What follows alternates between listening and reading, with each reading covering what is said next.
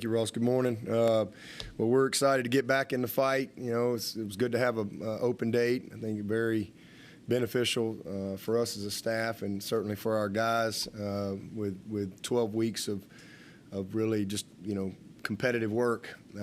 So thankful that everyone had a chance to kind of regroup a little bit. We had a lot of stuff that we need to get taken care of academically as well. And so just a good reset for everyone. Obviously, today's November 1, and,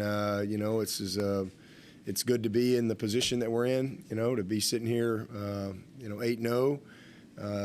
It's a credit to our team and our staff. These guys have fought all year to get to this point, and I'm just really proud of them. I mean, we've been far from perfect, that's for sure, and when it comes to as far as how we've maybe played or executed at times, but we found ways to win games, and that's a skill. That's a skill, and this team has that skill, and I'm really proud of them, for that. I think health-wise, we're as good as we've been in a long time. Obviously, it's Tuesday practice, and today and tomorrow will be two tough practices as we really ramp it back up and get ready for game mode. But we're in a good spot, going into this phase of our season from a health standpoint, and hopefully that'll continue to be the case. But really excited about, going up to Notre Dame. I mean, this is a really good football team. It's a team that when you really look at them and you study them and have watched, every play of every game and really, a good feel for who they are. Man, I think, and I don't know Coach Freeman, but, man, he's done a great job of really, just settling them in is the best way I can say it. I mean, they had two tough losses. And when you're at a place like Notre Dame and just like at Clemson, it just really shows the type of leader that I think he is, that he's been able to really overcome that and really settle them down. Both and manage that staff and manage his team. I'm really impressed with, I know he's always been a great coach, but I'm impressed with him as a leader because it's a difficult thing to do. So a couple tough losses early. They've had injuries. They lost their starting quarterback. They had to kind of redefine themselves in some areas. They lost a great receiver. They've had, another tight end out. They've had good players that they've lost, but they still got 8 starters back on offense and 7 back on defense. It's a really veteran football team, and all of a sudden you don't get off to the start that you want, and we're right there against Ohio State, and in the fourth quarter, and then obviously another difficult loss after that, and your quarterback gets hurt. How you handle that? Well, I mean, they've won 5 out of 6. They've settled down. I think they have found their identity. They're getting the ball to their playmakers, and the 10 Pine who's come in has really settled in, to the role. I think early on, they were trying to really kind of figure out some things, but man, they got 3 grown men at running back, and there's no secret what their identity is, and you can either match that or you can't, because I mean they have and you've played 8 games, so you have a distinct style of play at this point. And they're a very physical group. All 3 backs can beat you. All 3 of them, they all got about the same amount of carries. I mean, these guys are really, really good football players. We saw one up close a couple years ago. They've settled in at receiver, got 3 really good receivers in 0 and 4 and 83.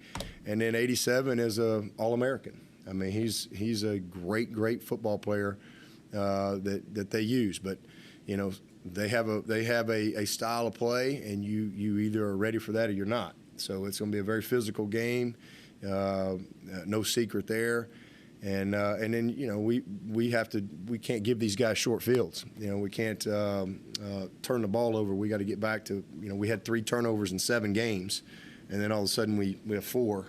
In one game, so that's a recipe for disaster, and we were very fortunate to overcome that. It'd be hard to overcome that on the road at a place like Notre Dame. So we got to do a good job ball security-wise and try to turn them over and not let them control the ball. And then on the flip side, defensively, they're very well coached. They're well positioned. They're big. They're strong. Same thing, same mindset. That's what they practice against every day. It's a physical mindset that they have, and so do a good job schematically on the back end. They got some veteran players. Again, 7 starters back on the defensive side. The 3 linebackers, I think, are outstanding. Got a ton of experience, so it's a complete football team. Excellent punter, excellent kicker, and they have, again, I think, as things kind of got away from them early, it's really good to see. Because, again, I know what it's like to be in that situation, where there's a lot of disappointment early, especially at a place like Notre Dame. And then, man, to see them respond, I think you got to give them a lot of credit to those kids and to that coaching staff, in particular Marcus and the job he's done. So, winning 5 out of 6, they're a confident group coming off, a ranked win. They're one of the few teams out there in the country that have multiple ranked wins. So definitely going to be a tough challenge up there, but we're excited about it. Looking forward to it. I'm sure they're disappointed it's not going to be 3 inches of snow. So maybe one day that'll work out. But I think it's going to be a beautiful night and a great opportunity for both teams, and should be a heck of a football game.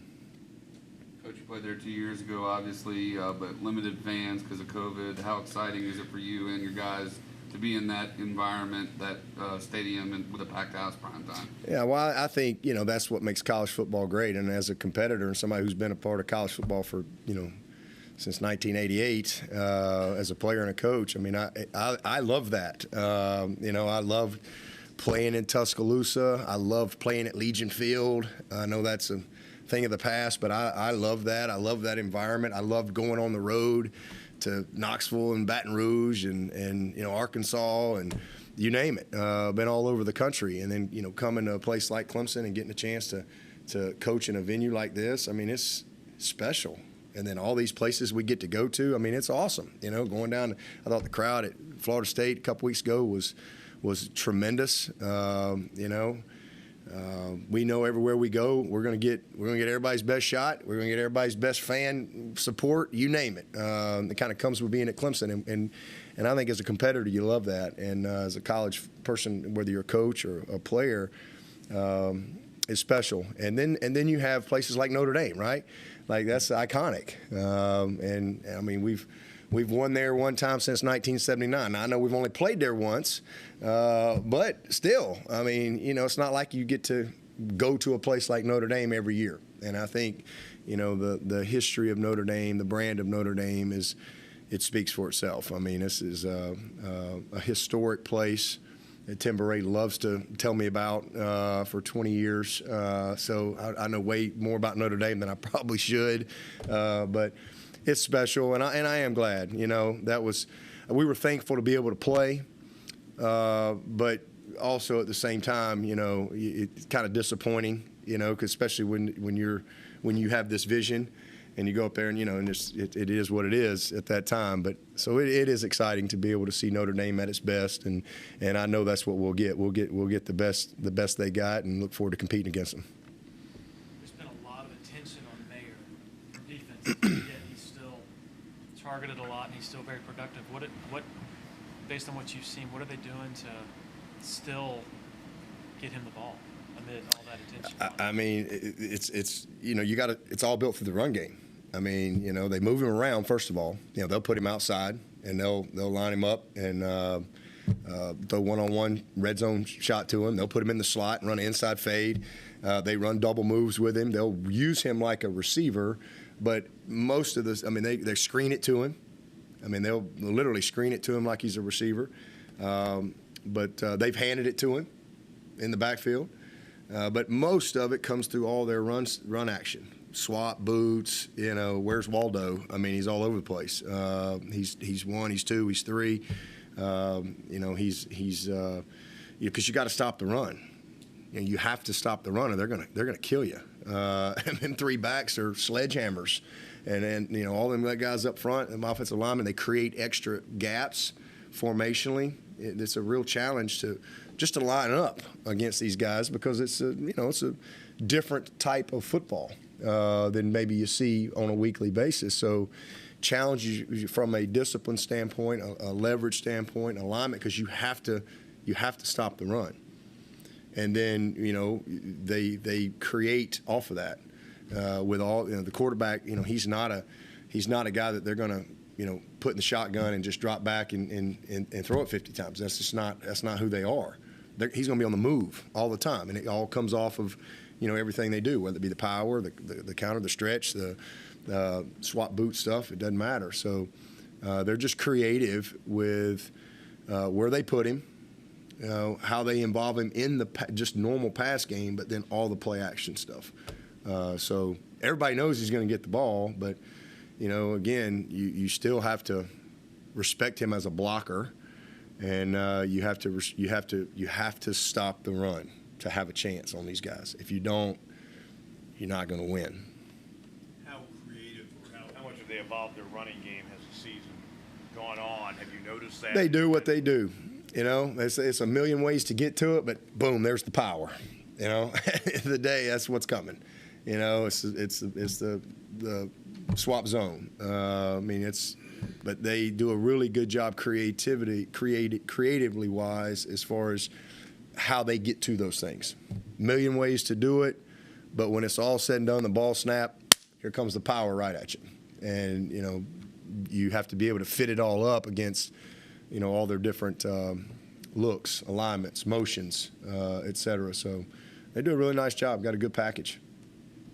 Dabo, another interesting bit of information that Tim Beret shared with us this week is how both your team and Notre Dame have exhibited quite a propensity for blocking kicks, yep, be they punts or field goals. Yep. Has that been a stress point? Yeah, this week? They 3 games in a row. That might be a record. I don't know. 4 is probably a record. I don't. It's hard to do that. And 3 games in a row where they blocked a punt, and as you said, 5 on the year. That's something absolutely got our attention. High alert. We got to do a great job of communicating and making sure that everybody understands, their job and how to apply what we do to what you see. They've done a great job coming after it. You've talked this year about the obvious improved play of your quarterback. Is he mentally better off this year to kind of go into the rut that he did than he would have been last year?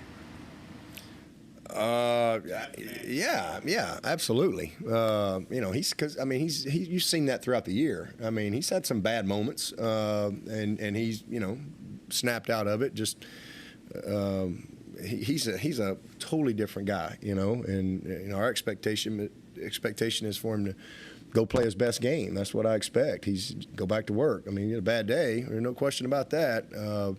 But again, I know I gave the analogy, and Steph probably wasn't a good analogy, right? He's never been 2 for 25. Maybe 15 for 25 is a bad day, but maybe an ace pitcher, right? We got the World Series going on. You put your ace on the mound, like there's a certain expectation, right? That's just the way it is. You put Nolan Ryan out there, you put whoever it is, like you got an expectation of what you're going to get from your guy. But even the best of the best, next thing you know, they've hit 3 home runs off of him in the second inning, and it just ain't his day, right? So you just got to give somebody else, you're not going to let him get 4 home runs.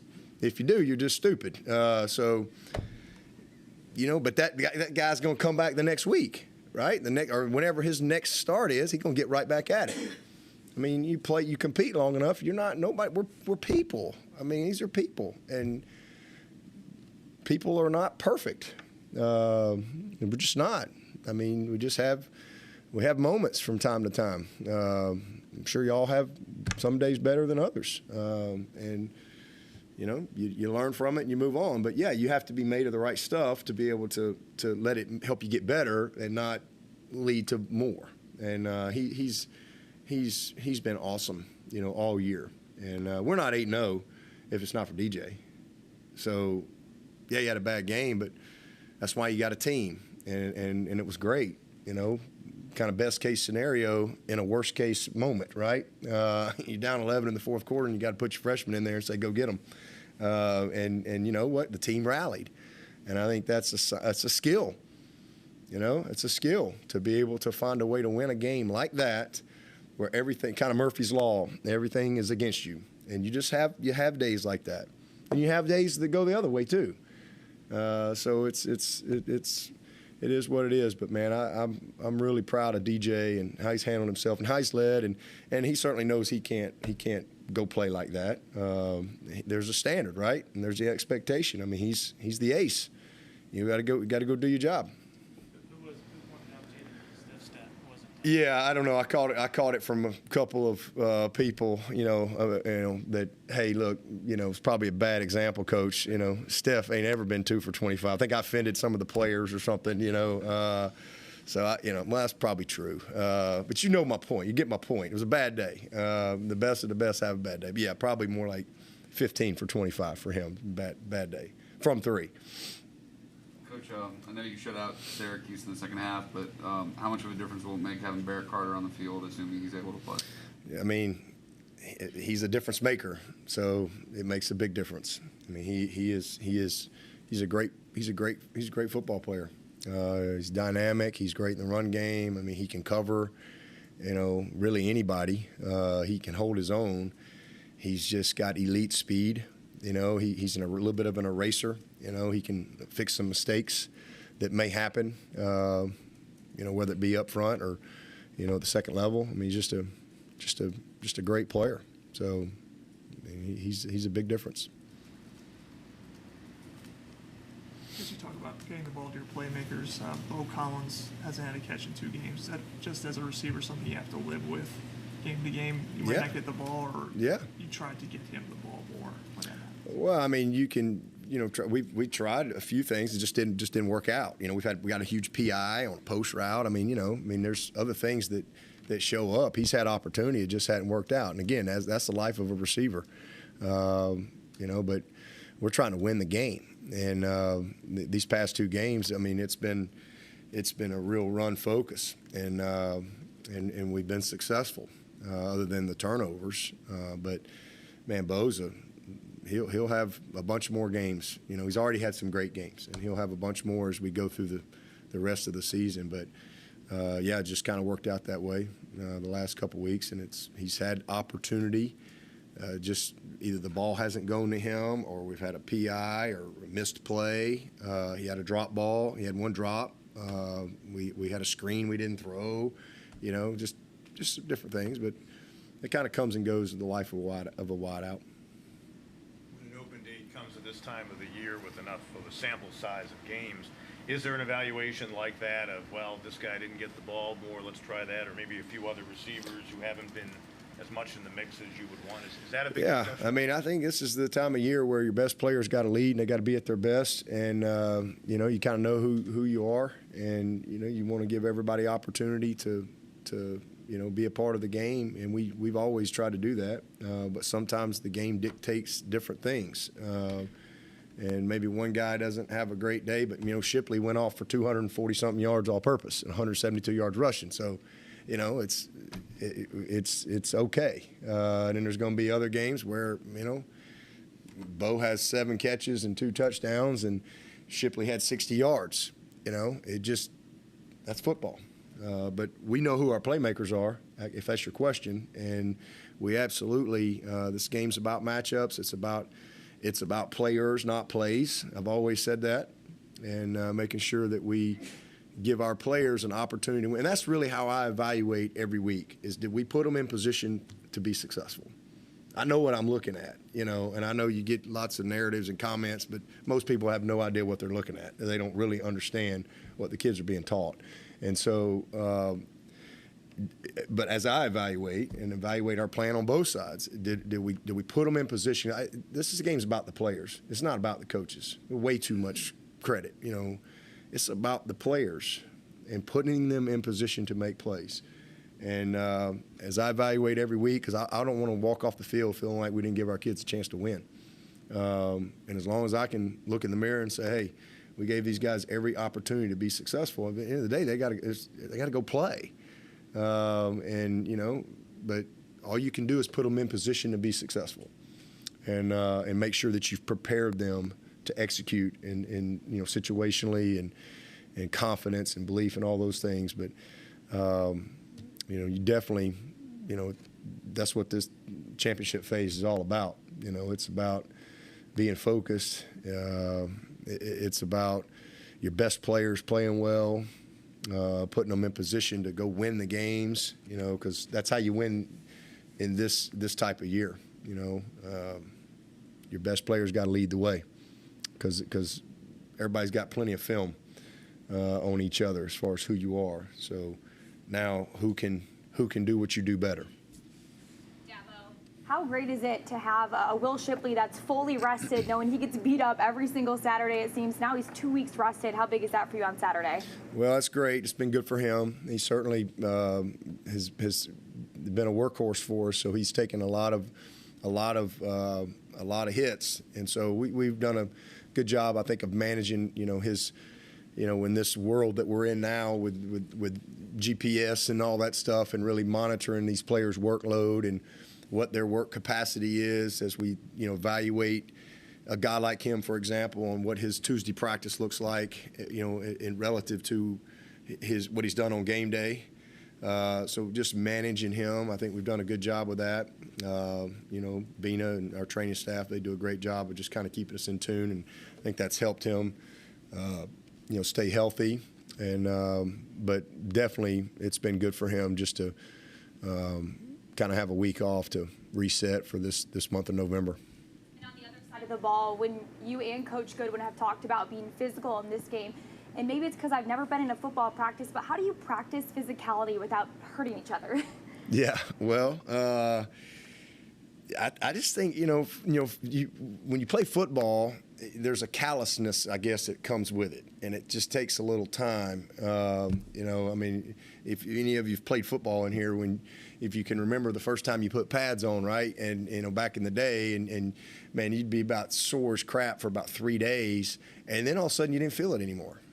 And you're falling and tumbling and getting hit, and you just don't feel it. It's just like norm. And that comes with playing the game, and it comes with practicing a certain way. And so it's no different in that, we don't go and tackle, but how we've prepared since August, all through camp to develop that physicality. You don't just show up in November and say, all right, we're a physical team.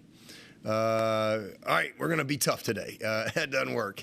You're probably 4-4 right now. That's just doesn't work that way. So it goes back to camp and creating that callousness in your body, so to speak. And then it's how you practice. And so we practice tough and physical on Tuesdays and Wednesdays. I've always believed in that. We're never going to get away from that. Unless they just say we got to go out there and, underwear every day. We practice tough on Tuesdays and Wednesdays. And we've done that for 14 years. And I think that's and we get better as we go. And I think we've been a very physical team, for a long time. You don't win at the highest level. You're not going to beat Alabama if you're not a physical football team. It's just not going to happen. And so, not that you're perfect, but you have to have a toughness, physical toughness and mental toughness. And I think that's a part of it too. But to answer your question is we're good on good. We do good on good one period on Mondays. We do good on Tuesdays. We do good on Wednesdays. And we practice tough. It's physical. These are competitive guys. And so when we go inside drill today and it's Walker Parks and Brian Brzee, you have to show up, and it's full pads.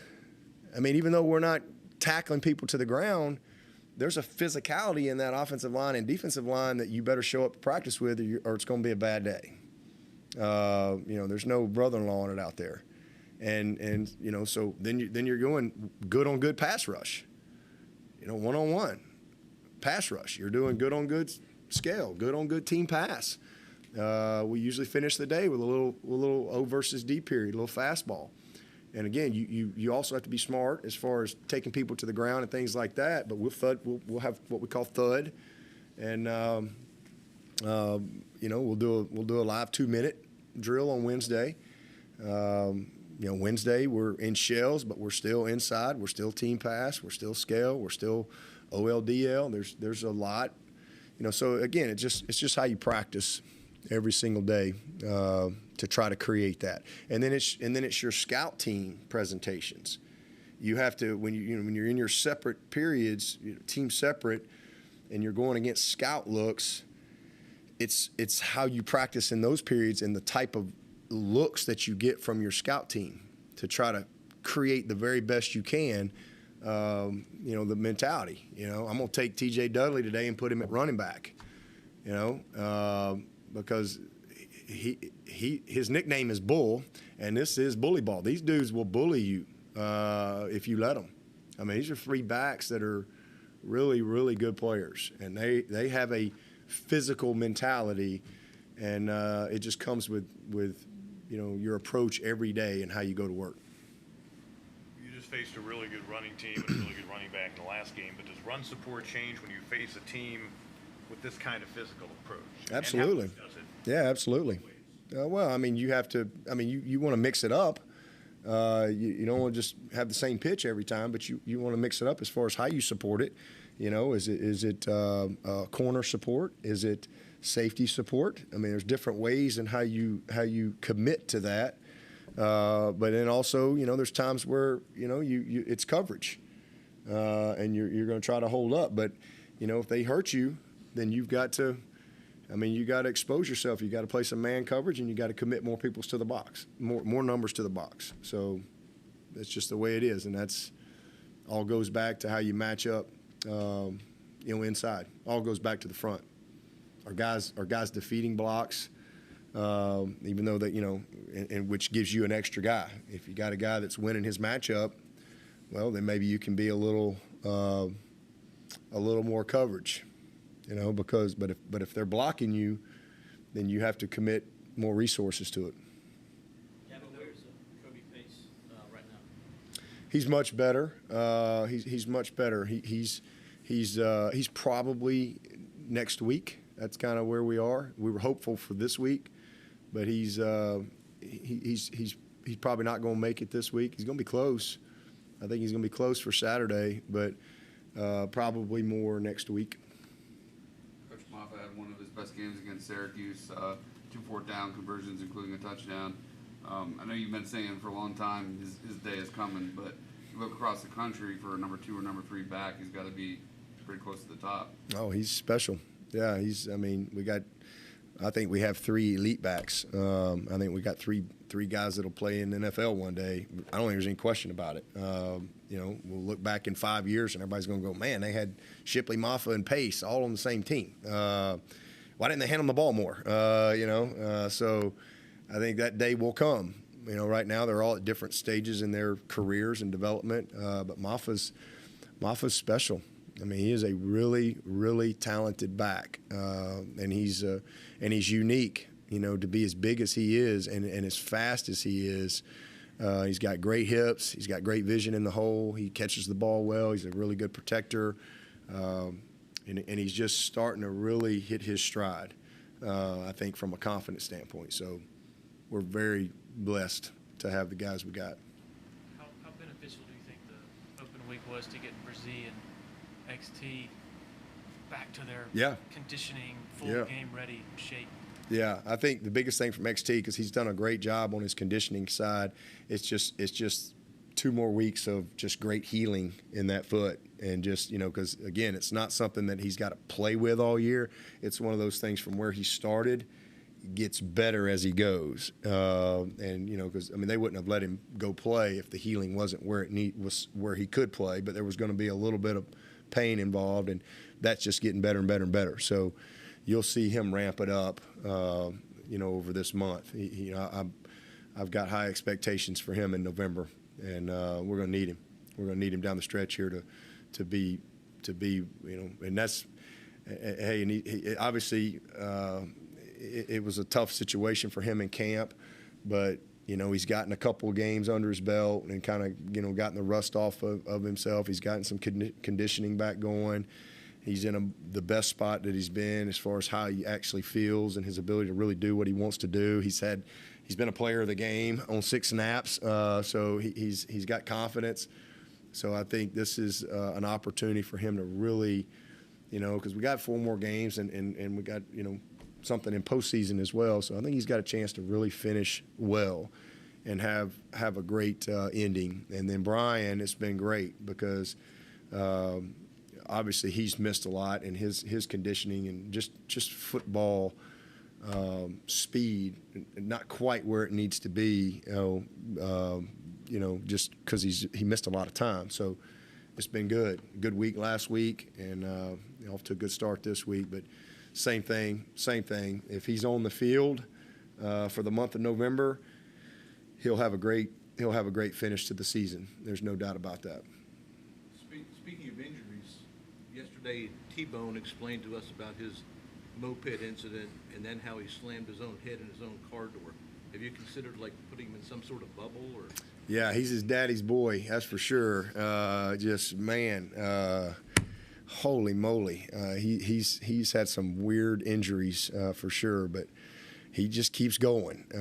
He really does, and he was that way in high school. I mean, he played with a separated shoulder, I don't know, several games in high school, but he's a tough kid. Yeah, the moped thing, that was, he had to miss a game, and so that was a tough day for him. So.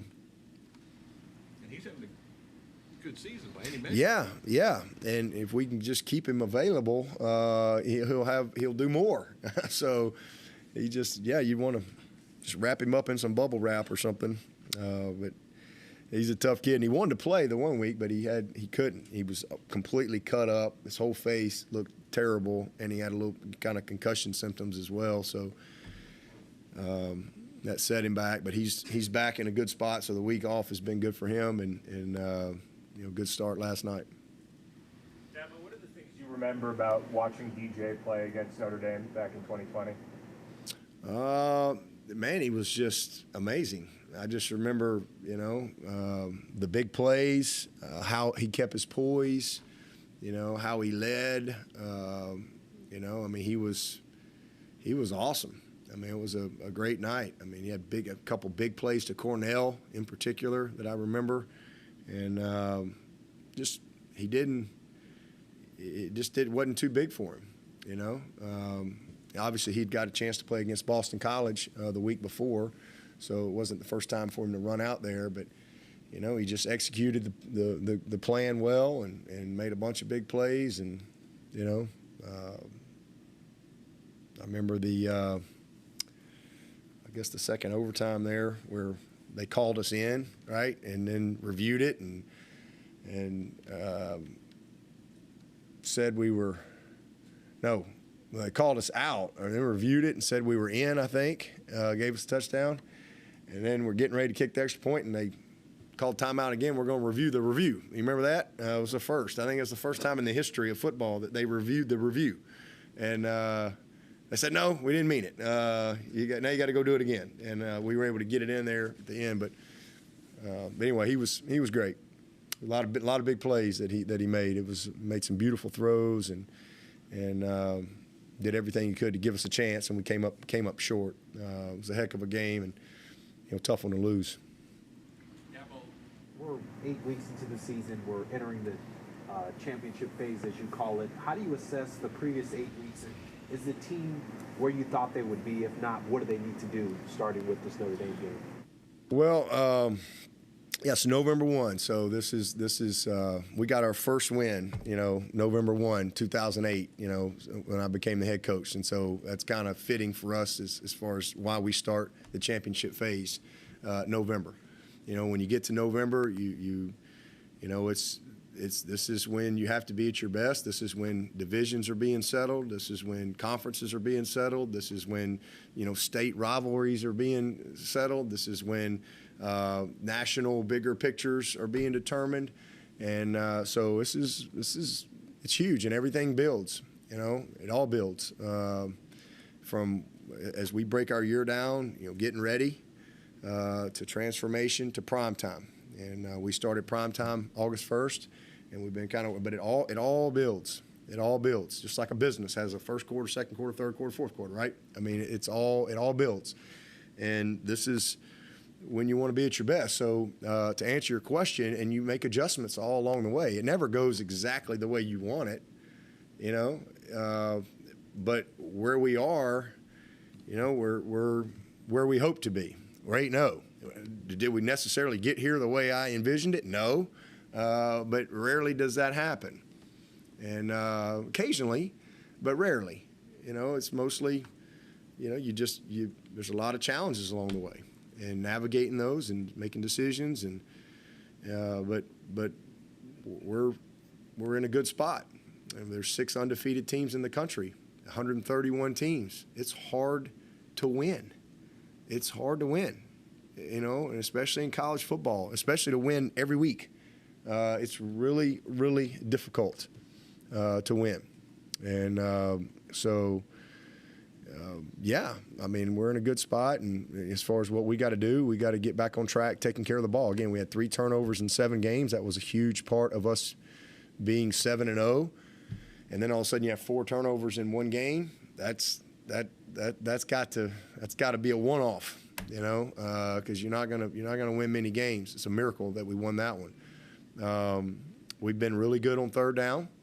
You know, this has been one of the better third down teams that we've had. So we've got to continue to do that. I think we're doing a great job there. We've had good balance. We've been explosive at times. We've had some huge plays.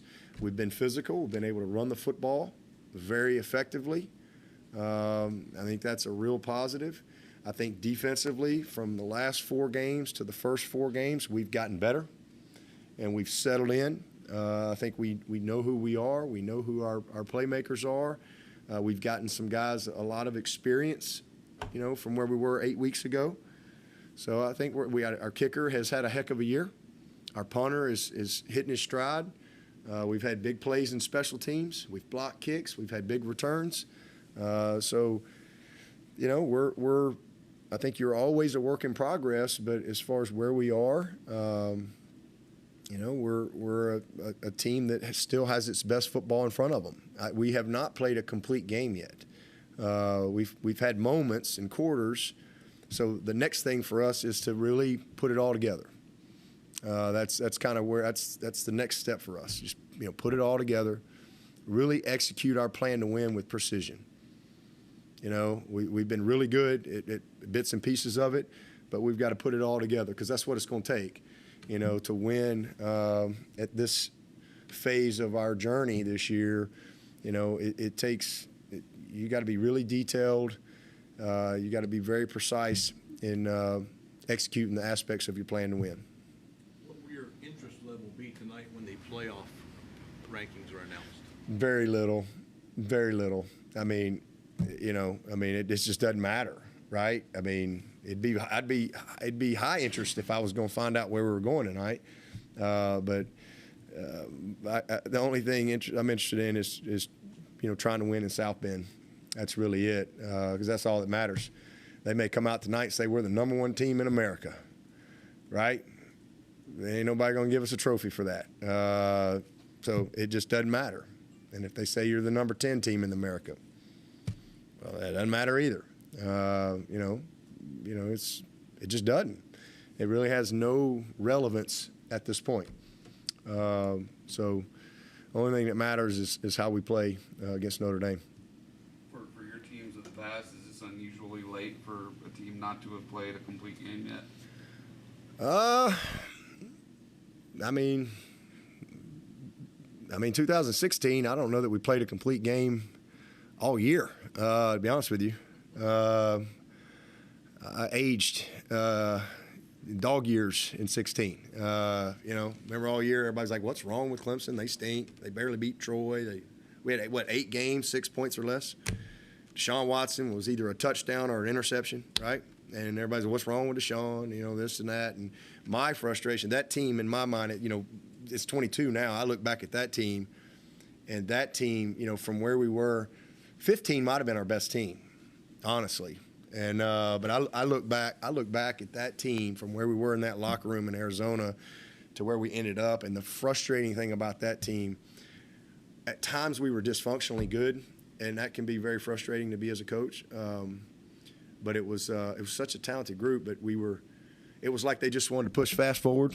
Can we just get to Tampa? We know where we're going, and that's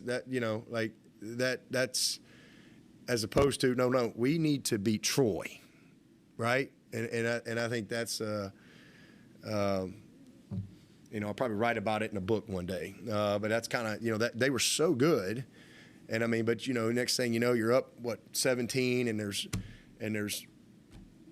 7 minutes to play. Next thing you know, it's an onside kick, right? So I feel like I'm kind of reliving a little bit of that with this group.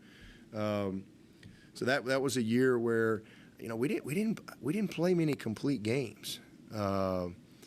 We just won, right? And then it kind of caught up with us against Pitt. What we have? I don't know. We had 650 yards of offense, and they had about 602. But I think Deshaun turned it over 3 times, maybe inside like the 10.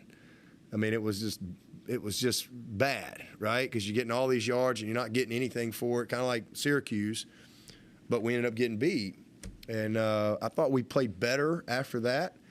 But even in the championship game that year, it was that VTech in Orlando? Was that the bathroom thing?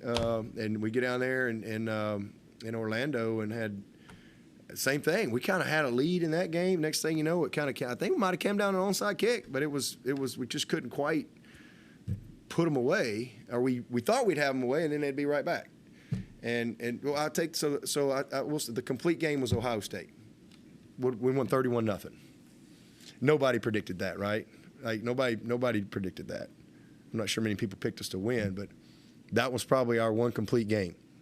The national championship was an unbelievable game, but it wasn't a complete game. We fumbled the ball, We did some dumb stuff along the way. Didn't 4th and 1, we get stuffed, but we did good things. We found a way to win. And that's the key. But in 18, we played a lot of complete games. And we beat a lot of people by a lot of points. And then it was just like then it was they don't play nobody, right? That was the narrative all that year. But we were just playing a lot of complete football games, and we were a really good team. And what we did during the season, we did in the playoff and in the national championship. We didn't do anything different. And that team was amazing. They were truly in the moment, truly focused, truly enjoyed every second of it. It was a unique group. Our 16 group was like, okay, let's just get back to the national championship game. They were kind of pissed from 15 and but you don't get to do, that was a kind of a learning process of what it takes to get there. So this team has been different in that we've just, we haven't played a complete game, but we've found ways to win. That's the similarity, but I think our issues have been different, if you will, from 16.